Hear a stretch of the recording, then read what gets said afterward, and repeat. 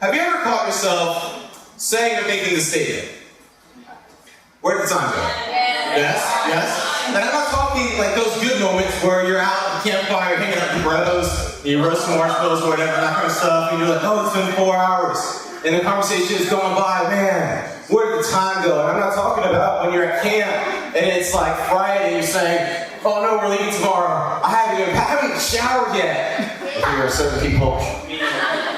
And because you're like, I feel like I just got here yesterday. I'm not talking about those kind of times. I'm talking about, it's like, you're sitting in the restroom and you know what people sit in the restroom when they sit down, you know what they're doing. And you're on your phone and you're on Instagram and you're just kind of scrolling or on Twitter or whatever it is or on YouTube. And you're like, oh, I gotta get out of here. And you get up and your legs are asleep because you've been sitting for so long. I'm talking about something like that. Or like maybe you're doing the homework, because most of you all have homework at some point in your life. Hopefully you do your homework because that'll make you a good student. I want to hear that you don't do your homework. You do your homework, that's good for you, alright?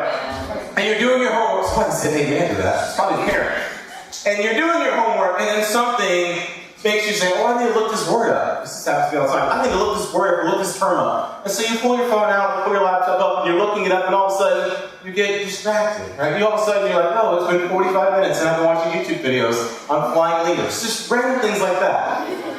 This is real life. This is what happens to me, y'all. Like, I'll be researching something, I'll be studying something, and then I look up and say, oh, how did I even get to this? And so I just backtrack. And it's because YouTube, it knows me. It has these little suggestions of, you might like this video. You know what? I think I would like it. And I watch it. And time flies by, right? Now, is that a bad thing?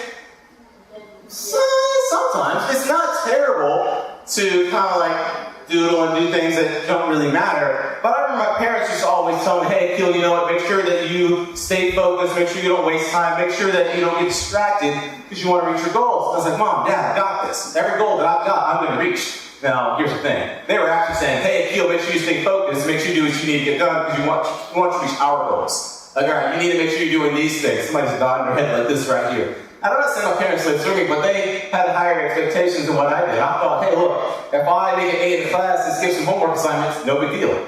If I am not running the streets and my room isn't clean, it's no big deal. It's a big deal, parents. It's a really big deal, right? So little distractions sometimes can be a big deal. But what's the danger? Or is there a danger in a simple distraction?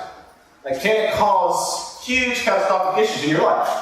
Well, we're going to talk about it today, because yes, it can. But we're going to talk about it. So if you're new, we're going to the book of Hosea, and it's based on a series called Lured, and you're actually going to find out why it's called Lured today. And then next week, if you're here, you'll actually understand the real purpose behind the word lured, and why I wanted to use it, because there's one word that God uses to describe a situation, but I can't give it to you yet. But if you have your Bibles, go ahead and turn to Hosea chapter 2, verse 2.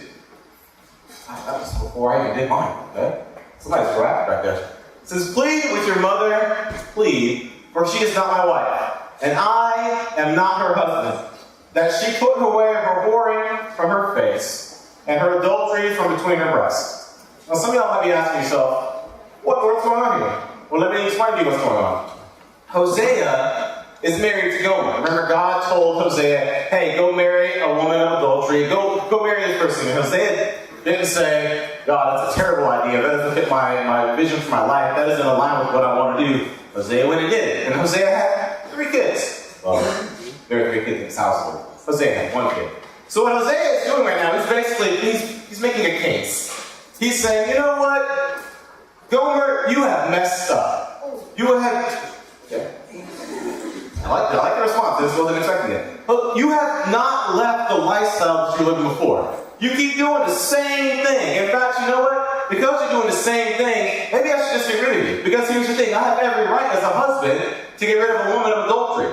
I don't deserve to have a woman like that. Now, I would have hoped that once I said, hey, look, I want to be committed to you. I know you've had a rough past. But that's okay. We're going to put it behind you that you will leave that past in the past. Not bring it with you every day you go. Bring it with you. But no, for some reason, you just kept bringing it along. So, look, Gomer, you messed up. You messed up big. Let's continue on. Now it's not moving for some reason. There we go. Cool. So it says, lest I strip her naked and make her as in the day she was born, and make her like a wilderness, and make her like a parched land, and kill her with thirst. Upon her children also, I will have no mercy. It's funny because one of the kids is actually named that, but because they are children of whoredom. So Hosea is basically saying, look, you know what? Not only are you messing up, but I'm tired of it. I'm tired of this. I don't have to deal with this. I don't want you around. I don't want to deal with you anymore. I don't want to deal with the situation. This heartache, it makes me look bad when my friends are making fun of me. And here's the thing. We've got 2 kids now. Well, you've got 2 kids who aren't mine. I have my firstborn son with you. Yeah, that's awesome. But I have 2 other kids living in my household. They're mine. The eyes don't match. Look, they're blue-eyed kids. I don't have blue eyes. They're not my children. You have had the children of 2 different men. And this isn't going to fly. So here's the thing. Actually, I kind of want to get rid of you as well as the children. I don't want anything that has to do with you around me associated with me anymore. Because it breaks my heart. And because here's the thing. It goes against what I believe. It goes against God's word. Now, this is a threat. This isn't Hosea saying, hey, I'm divorcing you. I'm getting rid of you. This is him saying, hey, look, here's the thing. Here are the options I have. Here's what I can do. Because in that time, if a man were to marry a woman and she basically proves to be adulterous, he could actually publicly shame her. Public shame looked like basically leaving her outside with nothing, the way she was born. Most people aren't born with clothes on. You might be furry, but you're not born with clothes on. So she goes outside and she's got nothing. Because he says, look, everything that you have, I've given to you. And everything that I gave you, I'm taking away. You can have your kids, but I'm taking everything. And so that's what's presented before her. But does he give this to her? Well, let's find out. For their mother has played before, she who conceived them has acted shamefully. For she said, I will go after my lovers who give me my bread and my water, my wool, and my and my flax, my oil, and my drink. And so she's doing this right here. She's saying, you know what, look, I just want to go hang out with these guys. They're fun. They make me feel special. They make me feel loved. They make me feel pursued. I'm not trying to be some scandalous person. I'm not trying to be a bad person. I'm just having fun. I'm enjoying life. Now, do you think that's a proper response when your husband says, hey, by the way, you're breaking my heart right now. We made a covenant to each other. We're supposed to be one man, one woman, one flesh together. We're supposed to be joined before God. You're supposed to leave this past behind you. Like, I really didn't think that when God said to go marry a woman who was scandalous, that he meant go marry a woman who's going to continue to be scandalous. And yet you say, you know what? It's not a big deal. It's kind of like your parents telling you, hey, you know what? Go clean your room. And you're saying, yeah, no, I'm good. But on a whole other level. This is blatant disrespect. Blatant. The story continues on. Y'all, this is going to be fun. I've got illustrations and everything. Therefore, and this is Hosea's response to her. It says, okay, you know what? I see your case. I see where you're coming from, but I've got a plan. And remember, by the way, this is a story that illustrates also how God feels about his people. Just in case you're wondering why Hosea is going through all this stuff. He went through it, but there was a purpose behind it, because everything that God does or God allows to take place in life is purpose for it. So it says, therefore, I will hedge up her way with thorns. What's a hedge? Anybody know what a hedge is? You literally raised your hand. It's a big bush. It's a big bush, right? All right. Like people trim the hedges. But there's a purpose for hedges, right? What do we usually grow hedges for? A wall. To make a wall, right? To make a fence or basically surround it. So it says, therefore, I will hedge up her way with thorns. Anybody like walking through thorns? Anybody? Any of y'all are weird people? Okay. I've got Jesus. He can save you from that. We'll talk about it later on. And I will build a wall against her, so that she cannot find her path. She will pursue her lovers, but not overtake them. Which means basically she won't catch up with them. She won't beat them. And she will seek them, but shall not find them. Then she shall say, I will go and return to my first husband, for it was better for me than now. Then now. Sorry, I couldn't get that out. And so what Hosea is saying is, like, you know what? Yeah, I'm going to get rid of you because you're just worthless to me. No, that's not what he says. He does something really weird. He says, you know what? All right, I'm going to cut you off.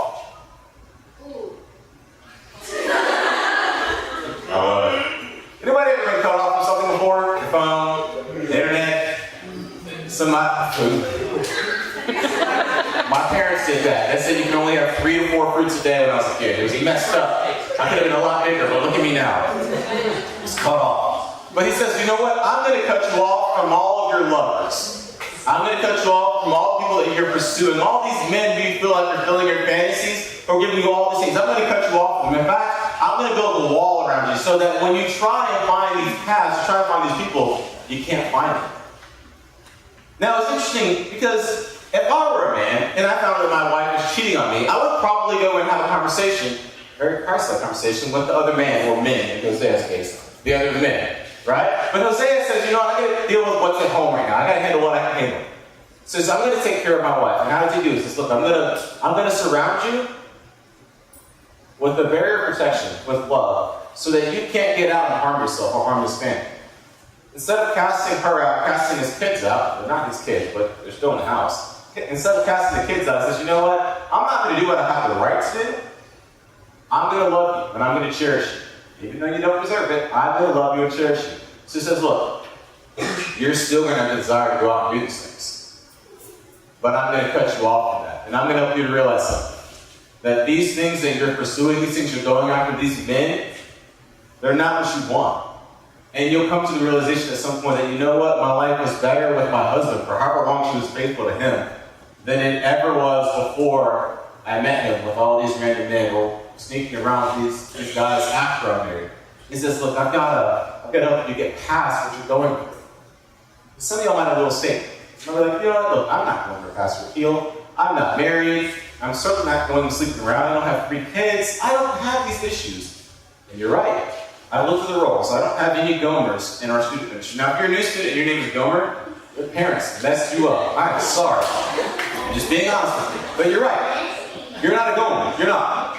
But I think, and I know, that many of us have been a Gomer in our lives. Now you might say to yourself, well, hold on, Pastor Akil, don't say that about me. Don't keep spreading that rumor. I'll spread that because it's the truth. I've been that person in my life. Because Gomer had a problem. Gomer had an issue, right? But what was Gomer's issue? What was the problem she had? Well, see, Gomer was captivated by feeling wanted, by feeling loved, by getting the affection and the adoration from men. Now, is it wrong for a woman to enjoy the delight of a man's company? No, it's not. But there's a proper time for it. Is it wrong for a man to enjoy the delight of a woman's company? No, there's a proper time for it. Is it wrong for a man to enjoy the company of another man? No, it's good to have bros in life. I'm being particular here right now. It's good to have those brothers in Christ. The same for having your sisters in Christ, women and women. There's a proper time for proper relationships. But Gomer took it to another level. Now some of y'all might be saying, hold on, look, that's not my issue. That's not my struggle. That's not what's distracting me. Well, here's the thing about Gomer that is actually why we call this series Lured. Gomer was lured away by her pursuits, by her passions. Now the passion wasn't wrong, the passion wasn't evil. But her way of acting it out was. What it did to her, what it did to her family, it was wrong, it was evil. And some of y'all might think, look, Pastor Akil, you don't know my struggles, you don't know my life. Well, for me, lust of the flesh was a big deal for a long time in my life. And it dealt with pornography, it dealt with basically womanizing, it dealt with me saying, you know what, I can play the field because I'm never going to date, but I can be exactly what a person wants me to be because I can study who they are, and I can be the person that they want me to be. Why? Because people are really easy to figure out. Now that's very rude and very wrong, but it's a simple way to basically make myself feel better, feel more important, because here's what I was doing. I was surrounding myself with company, so I felt valued, so I felt like I had an identity that was worthwhile. My identity came from the women that I associated myself with. Okay, well let's talk about some of the things that maybe we are distracted by, or we're lured by, or things that maybe captivate us. What lures a student? Oh, let's say, I don't know, social recognition. And what does that look like? Your Instagram, your social media. Maybe where you sit in the lunchroom. Maybe it's you wearing a certain outfit to school because everybody else is wearing it. We do so many things as people to fit in. We allow ourselves to be captivated by things. And now, is it bad to want to fit in? No. Is it evil to want to fit in? No, it's not a bad thing at all. But it can cripple you in life. And I have an illustration for you really quick. So, I got some props. This is a lot heavier than I remember. Alright, let's see. Who I want? No. Noah, come here, please. There's a reason behind me picking this present, so it's not like I'm picking favorites, okay? Alright, I need you to hold this, please, as well, sir. I need you to get exactly right. Hold this one as well. Thank you. Alright, so can y'all tell me what this is? It's a hook. What do I do with the hook?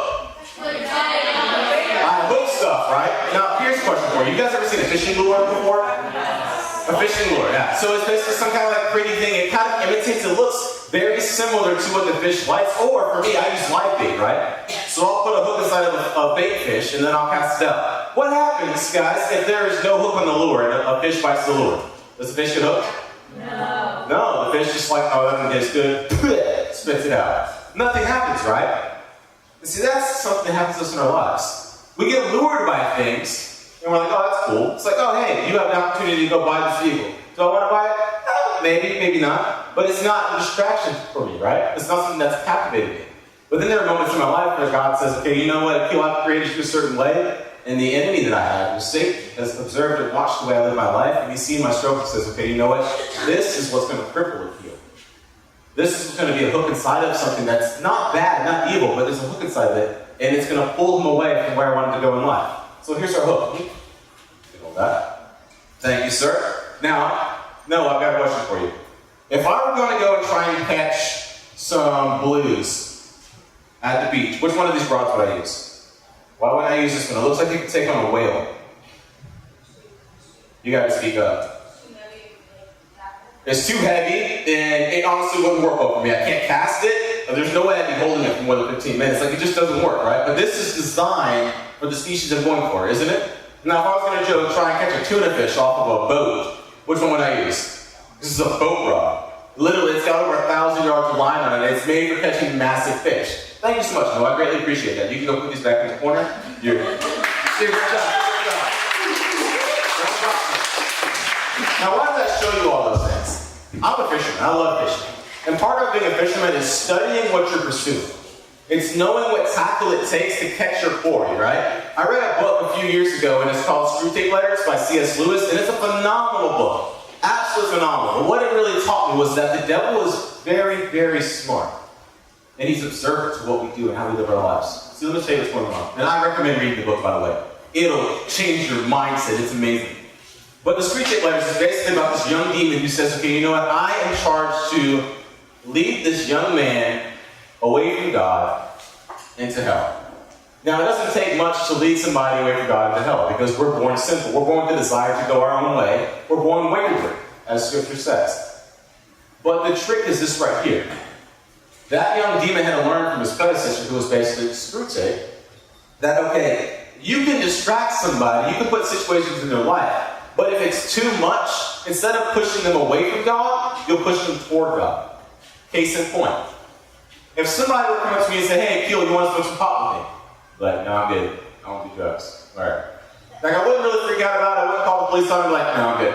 But if 5 people in one day were to offer that, or like 5 people in a week, I'd be sitting there thinking, all right, God, what is going on right now? And here's the thing. I went to God. I said, all right, God, what's going on right now? Now, here's another example. So that wouldn't work for me, right? That wouldn't lure me, because I'm not into drugs. But I like pretty faces, to be honest with you. If I happen to be at Chick-fil-A and this young lady comes up to me when I'm sitting with a couple of pastors and says, hey, you're Akil, right? Yeah. It's like, hey, you were at the, what was it called? The cleanup at Central Baptist Church. In my mind, I'm thinking, I work for Central Baptist Church. But yeah, I was there. It's like, well, yeah, I saw you. I didn't know if you recognized me. And, oh, no, I didn't know if you remembered me. And I'm sitting there thinking, remembered you? I don't know you. Like, I never met you before. I literally didn't I talked to my group, which was elderly ladies, and then Jared Benjamin, his son. I didn't talk to any college-age girls. I knew that for sure. But this young lady said, hey, I was just sure if you remember me. I have to have met you to remember you. Now that's a distraction for me, because she wasn't ugly at all. And all of a sudden she's like, hey, I noticed you at church. That's a distraction. Now that could lure me and say, okay, well, hey, what's going on? How's it going? Hey, you like Chick-fil-A? I like Chick-fil-A also. Get honest. Just get honest. Not a bad thing, but it can be a distraction. See, in this book, as well as in life, the devil says, okay, you know what? I'm going to put something in your life. I'm going to use what you desire most, and I'm going to try and use it to cripple you, distract you from who God is. Gomer's desire to have intimacy wasn't evil. It wasn't wrong. In fact, it's not just this manifest inside of us. It's a gift that she was given. God has created men and women to be in fellowship together, to join in, basically be married, if that's your calling in life. It's not an evil thing or a bad thing. But when it's used in the wrong way, when it's manipulated, it can become something that cripples you and distracts you from God. And so the purpose in that book was saying, okay, you know, you got to find what that person likes, what they really, really want, and you've got to use that to lure them. You've got to use it to hook them, and then just reel them in slowly into death. And keep them hooked. And don't let them know that they're actually hooked, that they're heading toward death. In fact, in Scripture, it talks about Proverbs a lot. It's like an ox being led to the slaughter, or a bird being caught in a snare. And see, for Gomer, Hosea said, you know what? I will not let you walk down this path toward destruction. So I'm going to put a hedge of protection around you because I don't want you to destroy yourself. Now here's the most amazing part about this story, is that Hosea and Gomer, like I said, are a picture of God and his people Israel. What God was saying was, Israel, you guys have done a lot of bad stuff with the Baals, basically the false gods. You're doing all these things that are evil, that are wrong. You're breaking my heart. There's a covenant that we have. So I have every right to disown you. I have every right to get rid of you. I have every right to say, I am done with you. I need you no more. I have every right to destroy you. And yet, in the midst of my rights to destroy you, I will protect you because I love you. I will guard you because I love you. He says, look, I'm going to remove the distractions from you. I'm going to remove what's luring you away. I'm going to take that hook out of you. And I'm going to let you sit in my presence. And you realize, okay, you know what? My life is actually better with God. My life right now is better with God than it was pursuing all those things that were destroying me. But it has to be you realizing that God is protecting you. It has to be you realizing that what you're pursuing is leading you to destruction.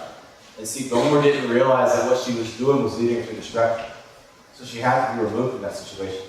Sometimes the best thing God can do to us is to put a hedge of protection around us and say, no more. You're cut off because you can't handle this. Your desires, desires like evil. But the way you're living it out, it is. It's destroying you. And if I allow you to keep living this way, if I allow you to pursue this passion for the rest of your life, it will destroy not only your life, but your soul and your eternity. And for us as believers, for those of you who are believers, for those who aren't believers, it's very easy to get hooked on something and not realize it. It's very easy to pursue things and think, this is okay. Everybody else is doing it. It's not a big deal. I can handle this. And then one day, stand before God and God says, I didn't know you. You were not mine. And that's something that I think about all the time. Okay, God, what distracts me from your presence? Is it fishing? Is it desire to make the ministry huge? Because is it bad to have a big student ministry? No. Is it bad to want to see students saved and see campus ministries explode? All those things? No. But if my desire is to do that because I want Central Baptist's name to be made famous, or my name to be made famous being a young pastor, then that's pride. And that pride will lead me to destruction. In fact, pride is the most destructive force on the planet. We have these desires that are inside of us that can lure us, can hook us, and lead us to destruction. We have to be cautious and cognizant. We have to be willing to go to God and say, God, is this healthy? Am I handling this in a way that you desire? And if I'm not, God, put a hedge of protection around me. Because here's the thing. I can't fix this on my own. And the best way to understand that is when Jesus came down to the earth, he's like, look, y'all, I know you're struggling, but you can't understand that you can't fix this on your own. You can't fix sin. You can't fix the issue of sin on your own. You can die, you can burn forever and ever. Yeah, you can do that. That's how you can handle it. Or you can put your faith in me, put your faith and trust in who I am. Stop living that lifestyle. Stop living the life of scandalous life. I'm trying not to say that word too much, it's just weird to say. You can do that and believe that I'm going to redeem you, I'm going to change you, and I'm going to point you away from the things that are going to destroy your soul. And I'm going to point you in a direction of hope, in a direction of life, in a direction of purpose. And that's the hope that I have. That's why I love this story so much, because it's not just that it's a great love story. It's not a big love story person, in case you didn't notice. But, somebody was laughing at that.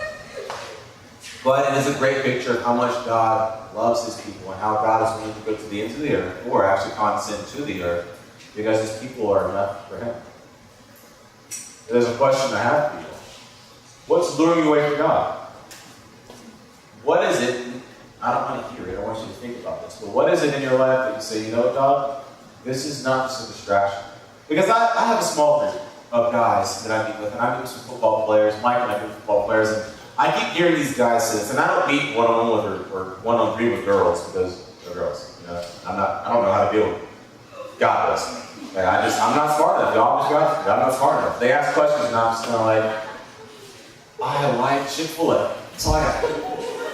But these guys I meet with, we talk about what we're struggling with, what's going on in their lives, and I tend to hear time and time again, oh, it's just a distraction. It's just a distraction. It's just a, and I think to myself, is it just a distraction, or is it something that's leading you away from God's presence? Is it just a distraction? Is it something luring you away from the holy God? Is it something that's going to cost you your soul? We as a society have the tendency to downplay things because we don't want people to think we're struggling. We don't want people to think we're broken. We don't want people to think we're hurting or that we're in need. But the beauty about being a Christ follower is getting to the fact that, look, I am in need. I am not able to save myself. I don't have the ability, I don't have the strength, I don't have the intellect. I don't have what it takes to save myself. But it's been implanted inside of me. The Holy Spirit of the Holy God is implanted inside of me. He is what saves me. He's what resurrects me. He's what gives me hope and purpose. And when I sometimes get lured by things that will destroy me, he says, hey, Akil, newsflash, that's wrong. Or I have men around me, and some women as well, because these older women are, they're awesome. They will make you feel like you're this big right here, which is good. I need that sometimes. Say, hey, why are you spending time with this person? Or why are you saying that? Or hey, why did you say this to this person? Why did you behave in this way? Was that becoming of a man of God? I'm sitting there like, I said, I didn't stutter. I didn't say anything wrong. I didn't say anything evil. And they say, you're belittling. You're trying to downplay. Hold on. Let's get to the issue. Was it of God? Was it worthy of the perfect and holy God and one of his people, or was it not? Gomer's actions were not worthy of the perfect and holy God. And yet God said, I love you. I will pursue you. See, they don't say these things to condemn me, to feel bad. They say it because they want me to remind you of something. Look, the God that you serve and that you love is showing you grace and mercy. So live in accordance to it. Leave that lifestyle in the past. And when you realize you're doing something that is evil, that is wrong, that is putting people down, stop. And walk like Jesus did. Because he is worthy. And I hope that every single person in here has made a choice and realized that God is worthy of your lifestyle. He's worthy of your life. He's worthy of all things that you are. It is not because he's a perfect and holy God. It's not because that you are incomplete or you're unworthy. It's just because of his greater. He is everything.